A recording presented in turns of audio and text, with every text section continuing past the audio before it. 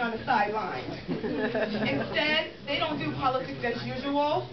They have new, fresh, innovative ideas, and they're making a change. And I'm so happy that they came all the way out here tonight to be with us. They were at the forefront of endorsing Barack Obama, as opposed to many of the other elected officials who sat by and endorsed Hillary.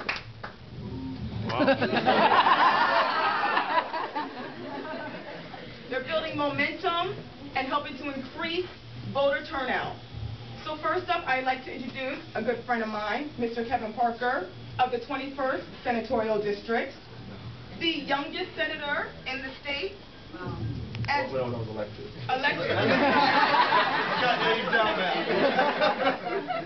He's also the Democratic whip. And just come on, I'm just going to bring him to the mic. Senator Kevin Parker.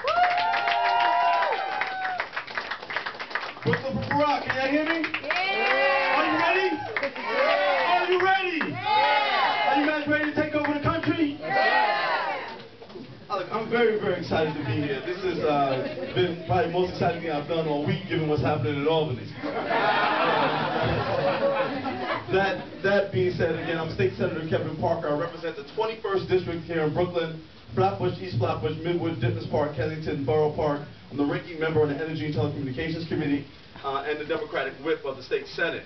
And in addition, the highest ranking elected official who has endorsed Senator Obama for the presidency here in the state of New York. So I'm just very proud to have an opportunity to be here with all of you today who come out really to make a difference in this election. And it's really people like you who have gotten Senator Obama where he is right now. Young folks who have decided, as Yvette said, not to stand on the sidelines, but to be engaged full throttle with Senator Obama.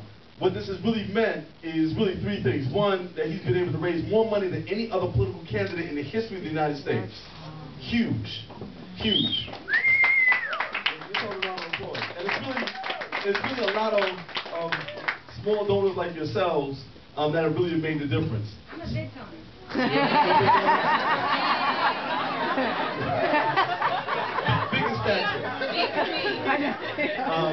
But the second thing that's been important is really getting young people out to vote, which has been, you know, incredibly important. But lastly, the legs on the ground, right? Being able to put boots on the ground all over the state, not just of New York, but all over this country has really made a difference in this campaign. I'm hoping that after tonight, that you will not only just give your money, but you will give of your time. We have a big race in Pennsylvania coming up, so I'm hoping that people will use this opportunity to make it down to Philly or some other part of Pennsylvania and help us get out the vote when that primary comes up.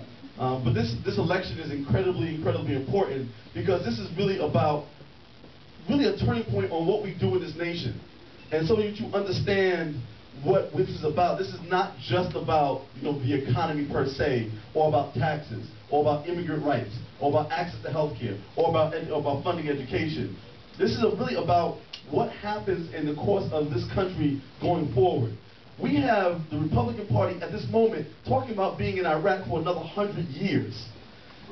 That's colonialism. That's not, you know, that's not an exit strategy. That's colonialism, right? I mean, you know, they were in Africa for 100 years. You know, they were in the Caribbean for, you know, a couple hundred years. I mean, 100 years is not an exit strategy. And so when we start talking about that, you know, to quote Reverend Sharpton, one of my favorite politicians, what he said at the Democratic Convention 4 years ago, he said, at the very time when they're opening up firehouses in Iraq, they're closing firehouses in Brooklyn. And that's real. Understand that the first allocation of money that went into this Iraq war was about $87 billion. And that first allocation meant that that's dollars that are not going into states. So the very year, this is before Kareem and Hakeem got into state government, that very year we had a $12 billion deficit. And of the 50 states combined had a little bit over $100 billion worth of deficit at a time when we're sending $87 billion overseas to fight an illegal, immoral war. Wow. And, you know, this country, we can't continue to do that. Because when you have this state in deficit, like we are this year, in we're right now trying to figure out how do we bridge a $5 billion deficit gap here. We have an MTA plan that has a $10 billion gap, right? So combined, we're looking at somewhere almost, with some other things added on, almost $20 billion in deficit right here in the state of New York in the next 2 weeks that we have to figure out where the money comes from. And we've just got rid of a governor, thank God, who said to us that he's not going to raise taxes. But that wasn't true. He wasn't raising taxes for rich people. Because he's not going to raise taxes, but then he's going to raise the MTA fare. You're not going to raise the taxes, but you're going to raise the fees at CUNY and SUNY. You're not going to raise the taxes, but you're going to put more of the money based on Lotto, which is a regressive tax. Because, trust me, Michael Bloomberg is not playing Lotto. Right? People like me and Hakeem and Kareem were sitting around waiting for the Powerball to come up. Right? So what we're at now is a point where if we don't in fact get a handle on what happens nationally, our states are not going to be able to survive. And we're going to be looking at now what we're looking at now, cutting $500 million out of the education budget nationally between the city and the state.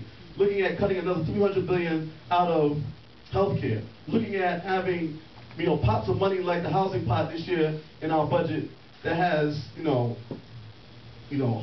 million in it, where $300 million doesn't really exist in the pot. I mean, there's lots of schemes going on that we're going to have to deal with. But understand, this is about money, this is about power, and it's about values. And if you don't really understand that, then you're going to be outside of the game. And what the senator is giving us an opportunity to do is change the way the game is played. It's saying, let's put everybody at the table, let's divide up resources evenly, let's put money where it needs to go.